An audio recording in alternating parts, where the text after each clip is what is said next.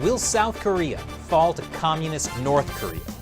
South Korea may be facing a betrayal from within.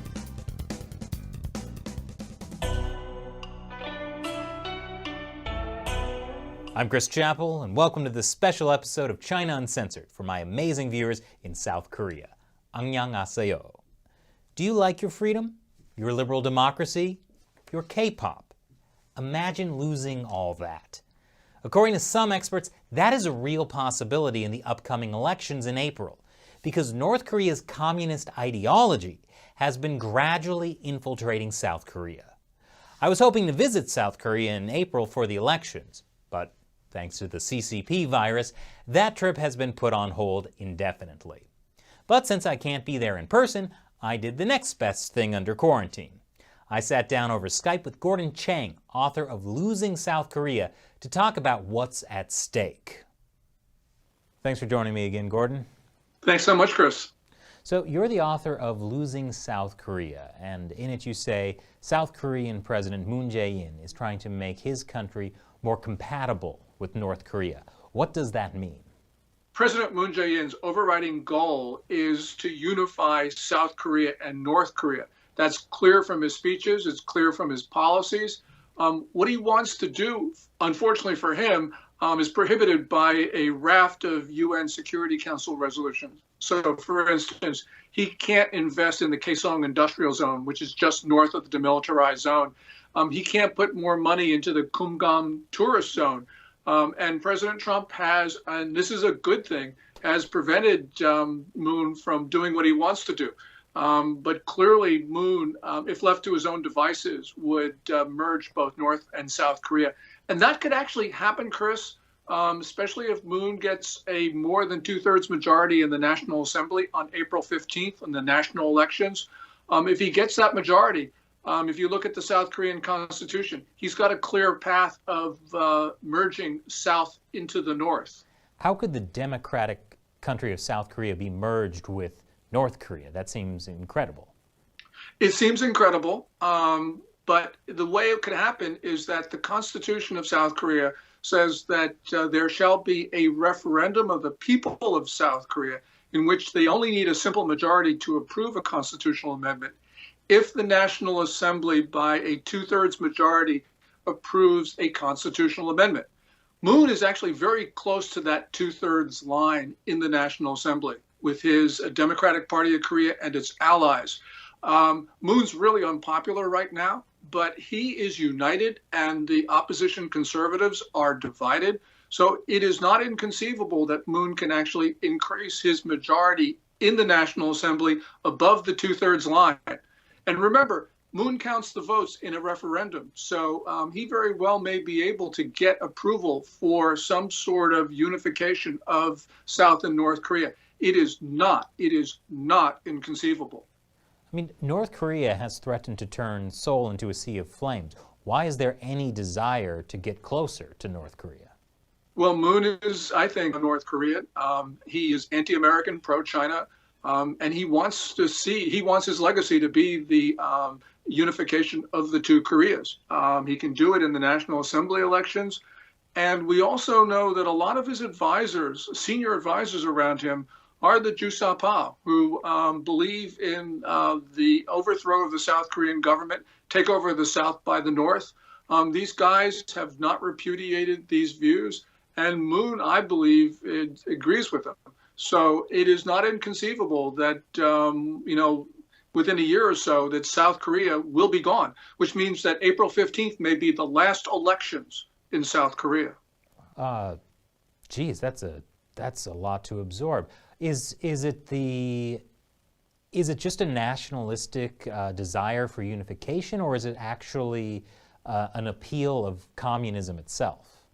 I think it's probably both with regard to Moon. Now, most South Koreans, they in general would like the idea of unification on some terms, probably not the way Moon sees it. But, I'm not saying this is probable, Chris. I'm saying, though, it is much more likely than most people think, largely because you do have a unified government, and you have, although the conservatives, I think, are generally popular, more popular than Moon, Nonetheless, they come into this election divided. They're fighting among themselves. So in that type of situation, an unpopular president, deeply unpopular president, can actually prevail, increase his majority in the National Assembly, and push through a constitutional amendment to abolish South Korea. How are Moon Jae-in's policies weakening civil society in South Korea? Well, we have seen, for instance, an attempt to reimpose authoritarian rule in South Korea. So he's taken over the big broadcasters. He's imposed censorship, tried to do that, especially social media. Opponents are being jailed. They're being harassed with libel suits. He's allowed pro-North Korean thugs to run free in South Korea doing what they want. So democracy is very much at risk. Of course, there's a large majority of people who don't want communism in South Korea, but they are not as organized and they don't control the Blue House. So they're at substantial disadvantage. Moon's policies have been unpopular even before the coronavirus epidemic. So you think these political viewpoints Moon Jae-in has is a big part of why South Korea was hit so hard by the coronavirus? South Korea would not have had an epidemic if Moon Jae-in had closed the borders to arrivals from China. At a very early stage, Moon said that the Chinese and the Koreans were brothers, and that the Koreans would share the suffering of the Chinese. And so arrivals from China spread the coronavirus to South Korea, and that's why the South had an epidemic. So I've heard the criticism that the reason South Korea is moving closer to North Korea is because President Trump legitimized Kim Jong-un by meeting with him. What do you think of that criticism? Well, certainly President Trump legitimized Kim Jong-un by meeting with Kim, but that's not the reason why South Korea is moving in this direction. Moon Jae-in was inaugurated in May 2017, and from the get-go, he's been trying to move much closer to Beijing, much closer to Pyongyang. So, yeah, Trump's, I think, fumbled North Korean diplomacy.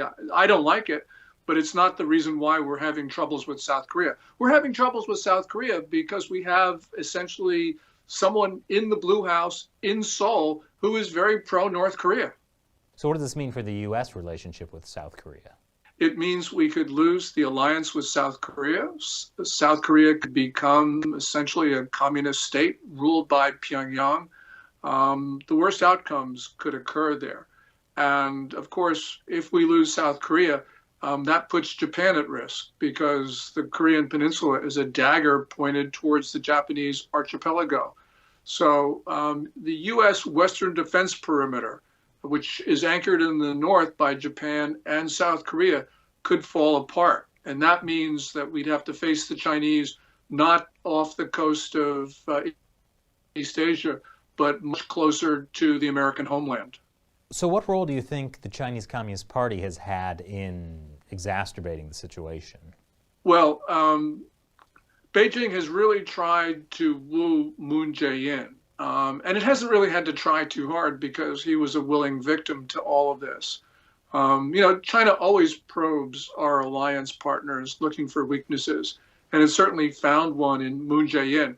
We have gone through progressive presidents in South Korea who were very sort of pro-North Korea, very friendly to China. We've done that in the past, but Moon has been the worst of them, and therefore everything could fall apart. I actually don't think it will happen. I think the South Korean people will rally, Chris, but this could be a very close-run thing, and we're at much greater risk than most Americans perceive. Now, as you mentioned, Moon Jae-in is not very popular right now. There's the issue of the coronavirus. How do you think that will impact the election in April and ties with North Korea? It's not clear what's going to happen in the election. Although Moon is deeply unpopular, and probably more unpopular than opinion polls suggest, nonetheless, his Democratic Party of Korea and its allies are unified, and the opposition conservatives are not. So in that type of situation, even though Moon would normally lose big in these April 15th elections, it's That's not foreordained because elections are about organizing, and Moon is definitely organizing, and the Korean opposition is not. I mean, I just have to ask, this sounds so incredible to me. Like, what are the arguments Moon and his allies are making to make it seem like South Korea should move towards North Korea and away from the United States? This is the traditional argument that Koreans should govern themselves, and that there should be no foreign powers in Korea. This is the argument that Kim Jong-un makes all the time, and he makes it because it finds resonance in the South. The South Korean electorate is pretty evenly divided between progressives who are pro-North Korea, pro-China, and those who are so-called conservatives who are very pro-America. We're seeing, a very divided electorate, and anything can happen when it's that close. Although Moon, he just has lost popularity, that doesn't mean he's going to lose the election. What could the United States do? Because if this is a result of a democratic election, it doesn't seem like there's a whole lot the U.S. could do. I agree with that. There's not much that we can do. We're bystanders in all of this. I mean, we can be popular with certain segments of the Korean population as we are, but that doesn't mean we have influence in the elections. What's going to happen is that there is a sort of small middle, and there are younger voters who really don't care very much about North Korea. They don't believe unification is important. Hopefully, they'll come out and vote and swing the thing against Moon. But you got to remember, though, Moon did get elected by a very big margin. So he knows how to win an election. Well, thank you very much for joining me again, Gordon. Thank you, Chris. And for those of you watching, be sure to check out my previous episode with Gordon on China Uncensored about the impact of the coronavirus on the Chinese economy. Thanks for watching.